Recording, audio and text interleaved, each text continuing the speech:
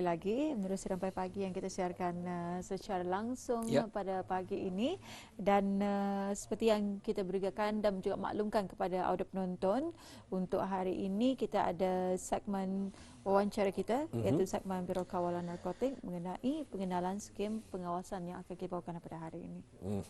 Dan juga alhamdulillah seperti biasa setiap 2 minggu kita akan membawakan pada base kita untuk sama-sama kita bincangkan suatu perkara yang cukup penting untuk sama-sama kita menjaga diri kita dan juga keluarga kita.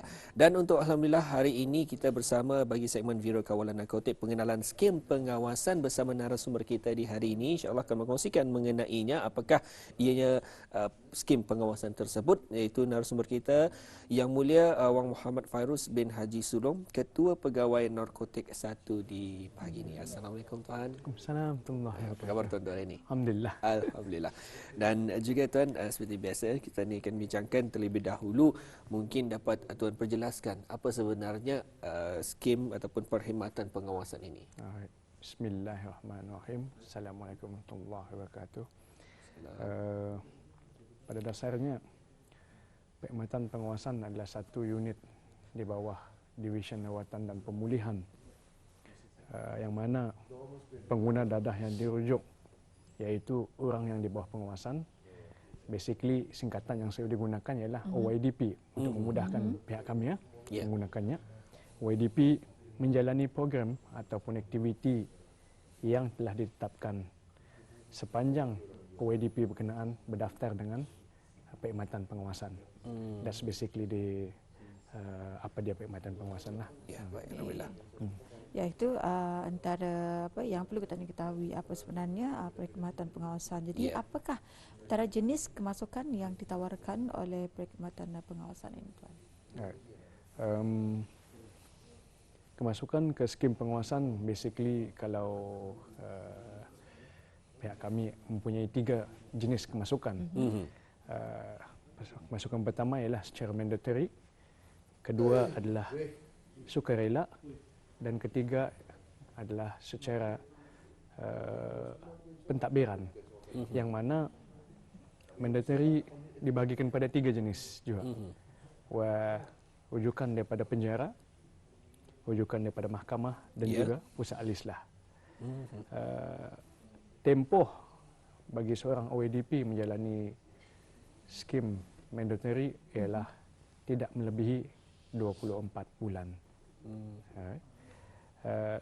Manakala bagi sukarela itu sendiri menyatakan tajuknya, where maximum is 1 tahun, yang mana basically ianya adalah dirujuk secara individu. Individu itu sendiri hadir untuk menjalani skim, ataupun ianya dirujuk oleh pihak keluarga, pihak sekolah mungkin, dan juga majikan yang berkenaan.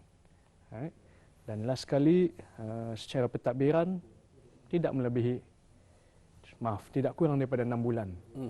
Dan ianya adalah bagi pesalah pertama yang ditangkap ataupun dirujuk daripada Division Operasi dan Division Siasatan dan Pendakwaan.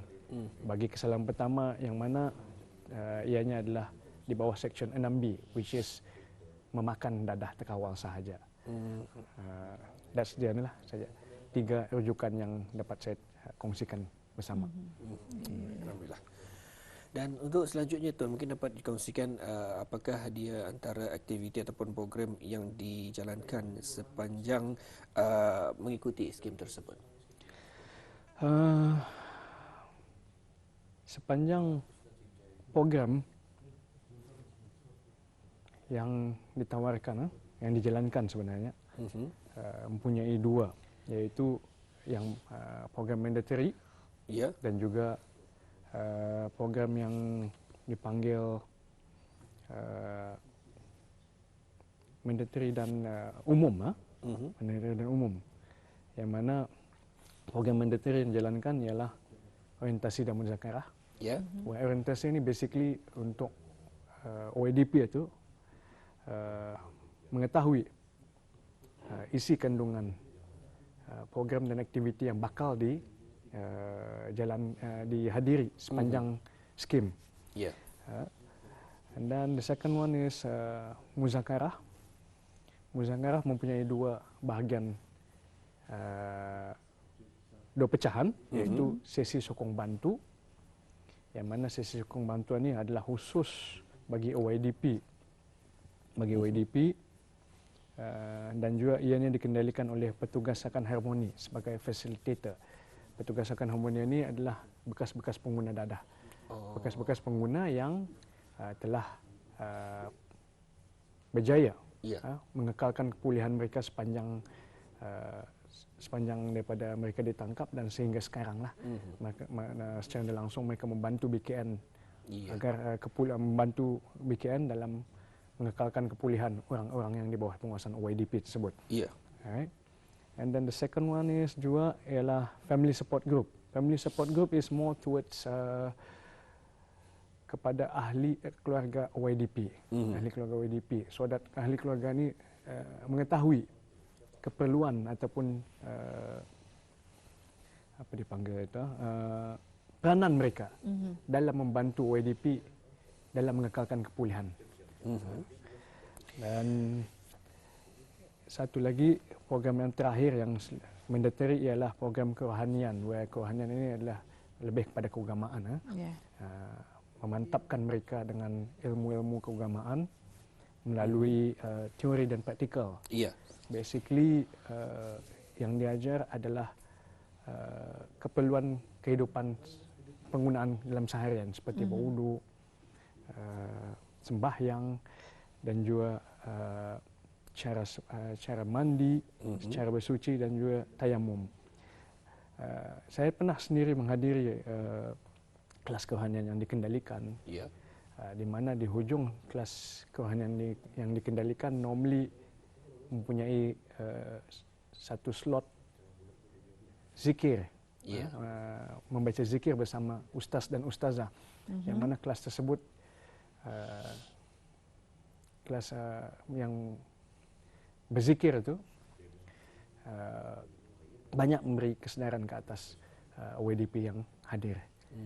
Ada yang menangis juga lah, ada yang seperti biasa menampakkan kekesalan mereka sepanjang mereka menghadiri kelas kerohanian. Baik, alhamdulillah. Okey.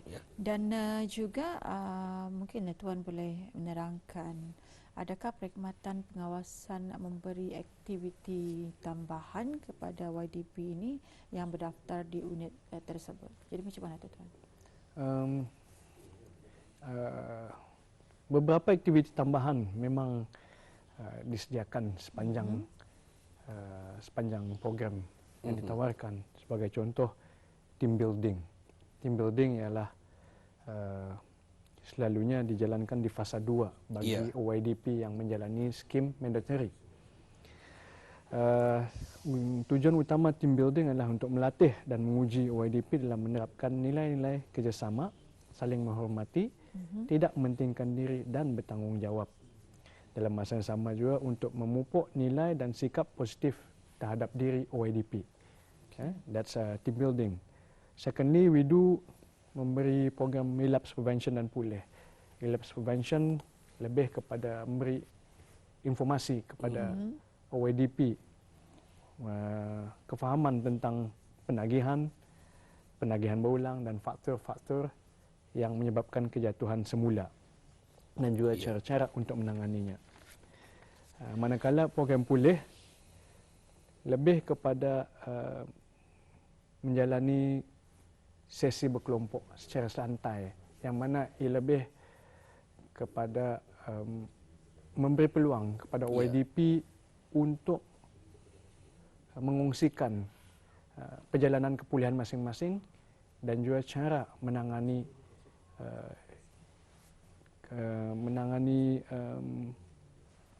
isu-isu sepanjang mereka menjadi OYDP.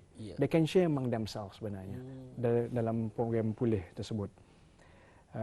The last kali ialah program aftercare. Program aftercare is tujuannya untuk beri peluang pada OYDP perkembangan mereka.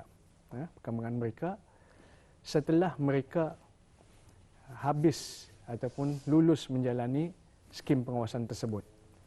Alright. Ia seperti satu sesi yang mana anyone can come in.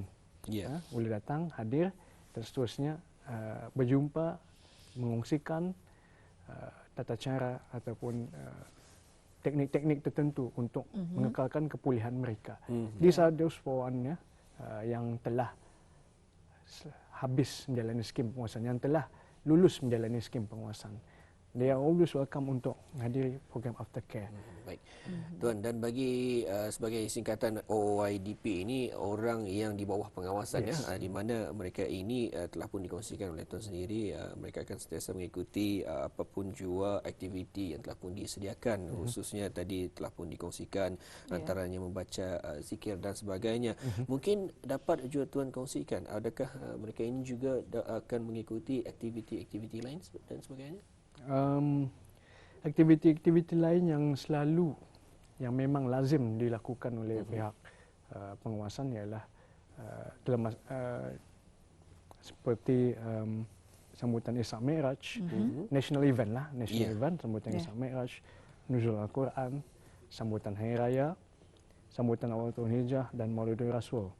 Dalam masa yang sama juga aktiviti-aktiviti sukan dan riadah dan kerja amal, sebagai contoh membersihkan tanah perkuburan dan masjid-masjid yang dipilih.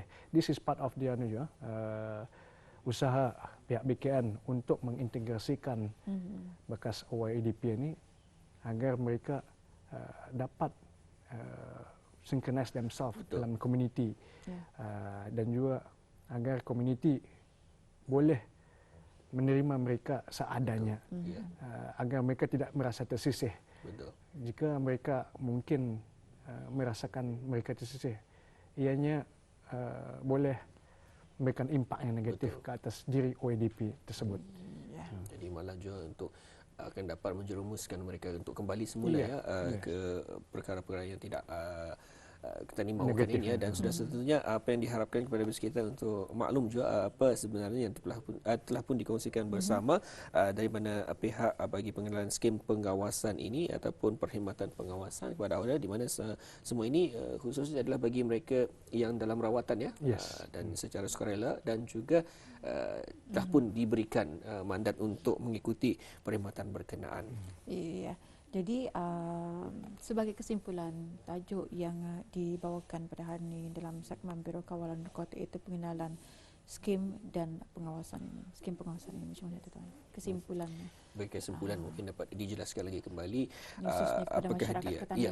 apakah dia perkhidmatan pengawasan ini? Perkhidmatan pengawasan, basically what I can summarize lah.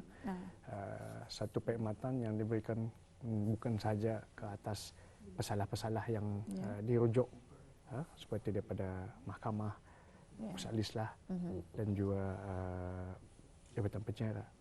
Ia juga dibukakan pada orang awam sebenarnya. Ia juga kebanyakan orang mungkin tidak mengetahui that we have satu skim sukarela. Sukarela ni we have minimal at the moment, the number of OYDP yang berdaftar secara sukarela is minimal. So hopefully those yang memerlukan hikmat bantuan daripada pihak BKN. BKN bukan hanya tujuannya untuk menangkap, we do also provide services untuk those yang memerlukan untuk kepulihan mereka. So they can always come in ke perkhidmatan pengawasan which is di Jalan Tunku Gadong, and hopefully we can provide them with the service that they require. InsyaAllah.